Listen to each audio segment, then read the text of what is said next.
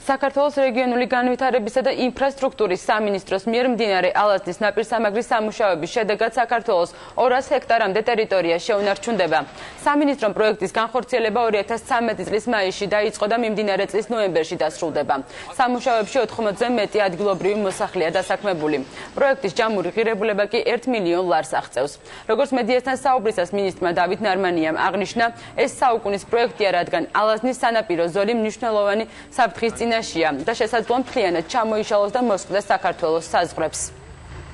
განმავლობაში მიუხედავად ადგილობრივებისა, მიუხედავად არასამთავრობო ორგანიზაციების არაერთგზის მოთხოვნისა, ეს პრობლემად რჩებოდა. ჩვენ წელს დავიწყეთ ეს სამუშაოები და ნოემბრის ბოლოს დასრულდება ნაპირგამაგრებითი სამუშაოები, რომლის შედეგადაც დაკარგვას გადაურჩება 204 ჰექტარი ტერიტორია, საქართველოს ტერიტორია, რომელიც განსაკუთრებულად მნიშვნელოვანი ტერიტორია, იმიტომ რომ არის საქართველოს დაცული ტერიტორიის შემადგენელი ნაწილი. მიუხედავად იმისა, რომ დედოფლის წყაროში წელს 40 მილიონი სამუშაოები კეთდება და აი ეს პროექტი, სადაც ახლა ვიმყოფებით, ჩვენ დაახლოებით ამ 40 მილიონიდან 1 მილიონის შემადგენელი ნაწილი 1 მილიონიანი სამუშაოებია.